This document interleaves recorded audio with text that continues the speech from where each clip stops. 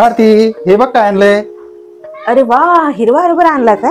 मस्त आज याच्या दाण्यांची भाजी वा वा वा बनवते. वा. छान असं कालवण.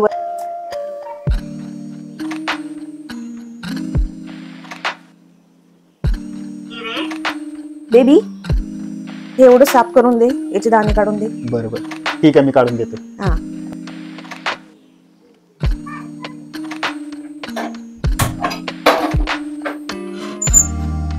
ठीक आहे भारती, मस्त सोलून आणले दाणे. हो का?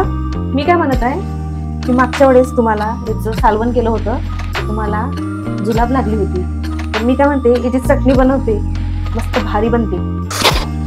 हो हो बाबा, चटणीच करायची. चटणीच करू ना. हा. ही हरभऱ्याच्या दाण्याची चटणी बनवण्यासाठी इथे मी घेत आहे लसूण, हिरवी मिरची, कोथिंबीर, अद्रक, थोडा बिना शिरलेला लसूण, टोमॅटो आणि कांदा. आता मी हे जे दाणे आहेत ते मी थोडेसे ताव्यावर परतून घेते, थोडे शेकून घेते.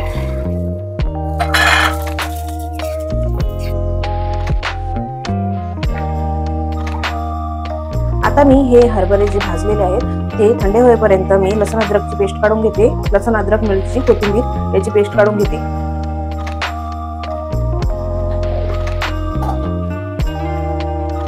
आता मी या हरभऱ्याच्या दाण्यांचं थोडं जाडं वाटण काढणार आहे, कारण की बारीक काढल्यावर ते चविष्ट नाही लागत, म्हणून थोडं जाडच काढणार आहे. हे बघा, मिक्सर मध्ये तुम्ही असं जाड असं वाटण काढा. आमच्याकडे पाटा नाहीये म्हणून आम्ही मिक्सर मध्ये काढतो. पाट्यावर खूप भारी टेस्ट लागते. हे बघा, मी आता याची चटणी बनवायला स्टार्ट केलेली आहे. तेलामध्ये जिरं टाकलं आणि त्याच्यात आता कांदा टाकत आहे. कांद्याला असं लालसर असं चांगलं होऊ द्यायचं आहे आपल्याला. झालेला आहे. आता आपण याच्यामध्ये टोमॅटो टाकूया. टोमॅटोला छान होऊ देऊया थोड्या वेळ. टोमॅटो छान झालेले आहे. आता आपण याच्यामध्ये हिरव्या मिरचीचा ठेचा टाकूया.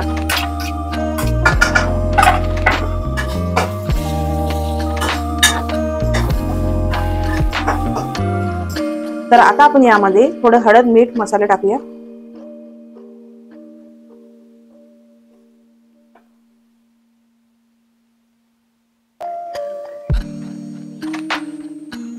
हे बघा, छान मसाले झालेले आहेत आपले. आता आपण त्या हिरव्या हरभऱ्याचं वाटलेलं वाटण आपण याच्यामध्ये टाकूया आणि याला छान असं मिक्स करूया.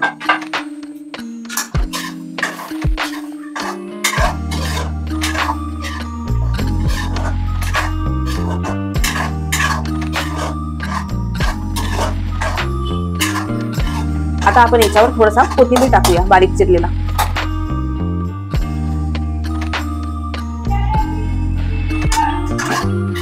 आणि याच्यावर झाकण ठेवूया. 2-3 मिनिटं वाफ देऊन याला होऊ देऊया.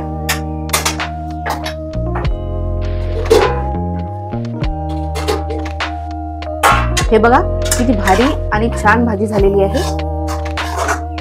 तुम्ही पण अशी ट्राय करून बघा, तुम्हाला खूप आवडेल.